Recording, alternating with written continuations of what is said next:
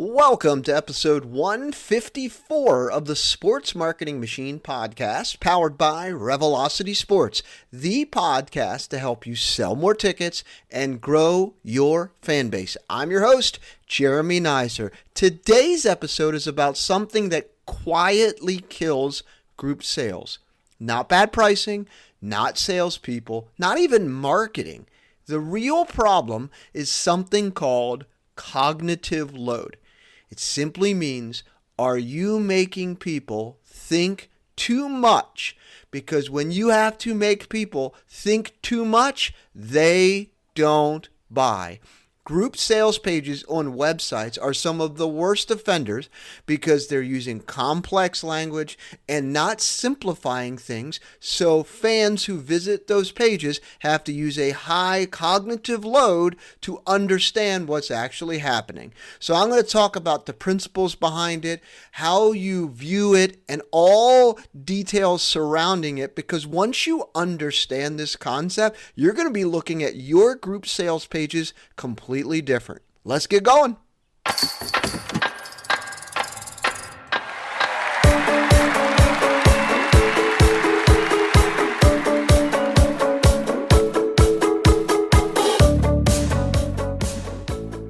Let's start off by fully explaining what cognitive load is. A quick example. Imagine someone hands you a bowling ball. You can hold it in your hand. Then they hand you another. You can still hold it. Then they hand you another. Eventually, you just drop them all. That's exactly what happens when some people visit your website or maybe your competitor, another team's website. But oftentimes, that's what happens when I'm looking at group sales pages on teams' websites, is you're oftentimes handing bowling balls to people, trying to get them to hold a bunch of things. Every confusing sentence that you have, every vague headline, every extra option, it's another bowling ball. And eventually, the visitor just simply says, "No thanks, I'm good," and they leave. Here is the main takeaway. If you don't take anything away from this entire episode, confused people don't buy tickets. So when you confuse, you lose.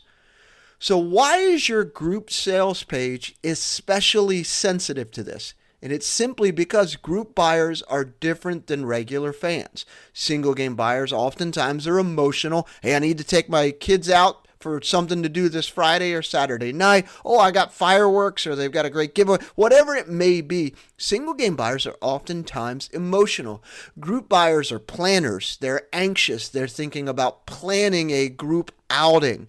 So it's oftentimes office managers, HR directors, youth coaches, team moms, church leaders, principals, teachers, PTA, could be CEOs, vice presidents, sales leaders, real estate agents who have large teams. Like, those people are not trying to just have fun. They're just trying not to mess things up and put together an event where everybody enjoys it. They're thinking about things like, is this going to be expensive? Am I going to have to collect money from everyone? Am I going to have to plan everything? Is this going to turn into 40 emails back and forth to plan this?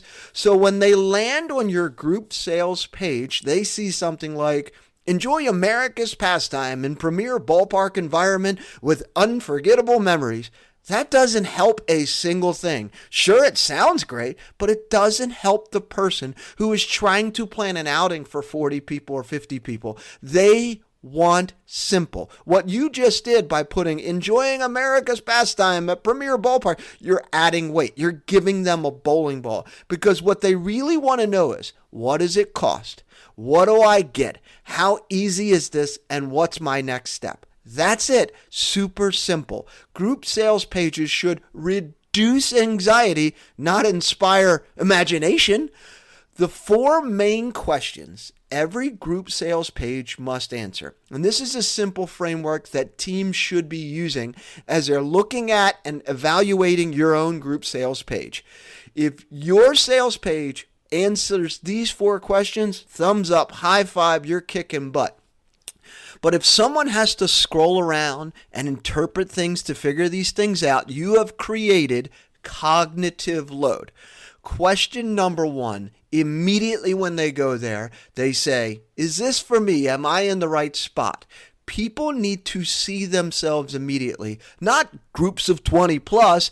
That's vague. Instead, it should say something like company picnic, corporate outing, staff appreciation, youth sports team, church group, client appreciation night, birthday parties, because the office manager isn't thinking to himself, I'm going to plan a group. No, I'm planning a company picnic or a client appreciation event. So when someone lands on the page, your page, they should immediately think, oh, this is exactly what I'm planning. I am planning a church outing. Yes, I am planning a birthday party. Yes, I am planning a company picnic this summer. That reduces the mental effort immediately because they raise their hand and say, I'm in the right spot. This is perfect. All right. Question number 2. This should be bullet points, not paragraphs, not storytelling. Clarity always wins in everything that you do, especially in your marketing, but on your group sales page, it means so much more. Things like seats together, food options available, in-game recognition, scoreboard recognition, dedicated team rep to help you plan, on-field experiences. Clarity will beat creativity and clever every single time. So bullet point what they're getting out of it and let them come back to you with questions, right? But you got to bullet point things. When you put paragraphs after paragraphs after paragraphs, like nobody is reading that. No one is reading it. Clarity beats creativity every single time. So bullet points win, and stick with what do I get? If I'm the office manager, what am I getting if I'm bringing a company out and doing a party with you? Question number 3, what does it cost? This is where I see a lot of teams avoid this the most, which creates some friction. It actually creates more, not reduces more. They don't put all of the information on there at a minimum. I know sometimes you just want to have a conversation because your prices change based on size of groups. I get it. Start with just something. Packages start at $24. Our suite nights start at $800, includes food. Keep it stupid simple here, because if you don't tell them the price, they will assume it's expensive and then they leave.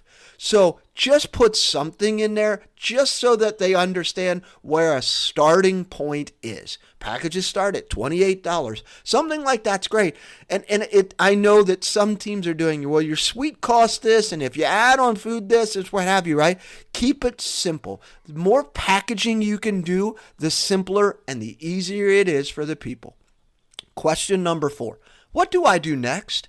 That is the question that you need to be able to answer on your group sales page for that office manager who is looking to plan their staff outing. Most group pages make this way too complicated. You'll see things like call us, email us, fill out a form, download a brochure, contact sales, view pricing, right? Too many choices. Give them 1 at most 2 call to action. Fill out this form and a rep will call you. Or here's the phone number, call this person, right? Give them a main action like check available dates, get group pricing, make the next step obvious. Call to ask about available dates.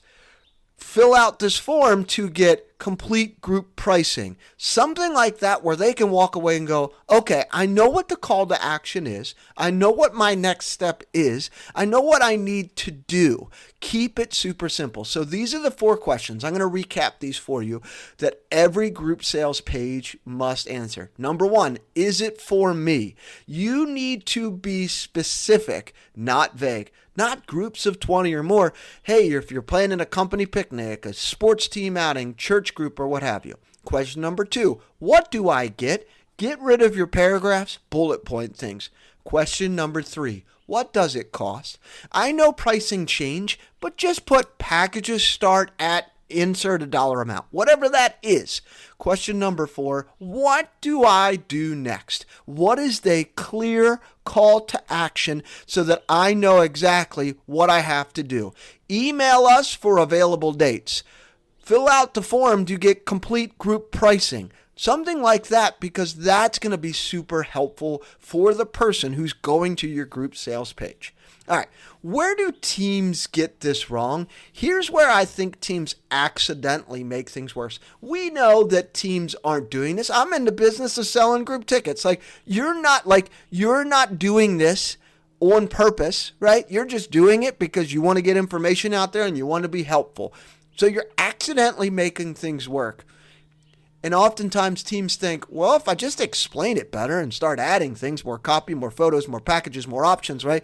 More options create more decisions, and more decisions create more friction. The goal of your group page is not to explain everything. That's for you to get on the phone and talk to them.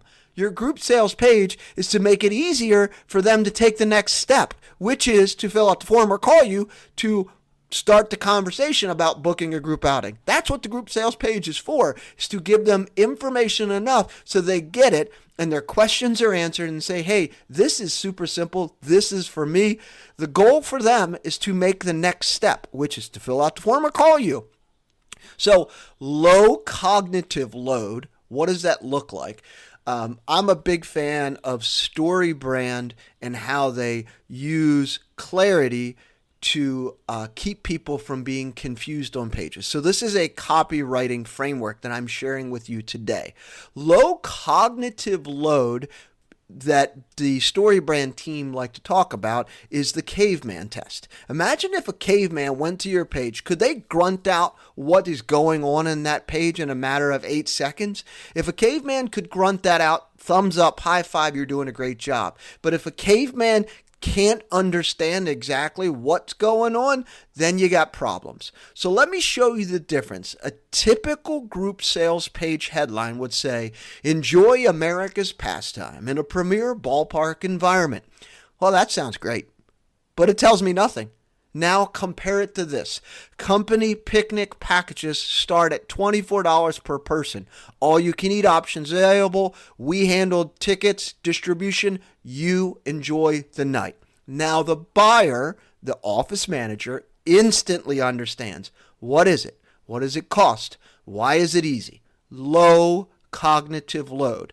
If a caveman said company picnic, he would be able to tell you, may not know what a company picnic is because, well, cavemen and what have you, but he could tell you exactly what's going on. That's taking your best taken cookies and putting them on the lowest shelf so someone can go in there and grab one. That's what we're doing.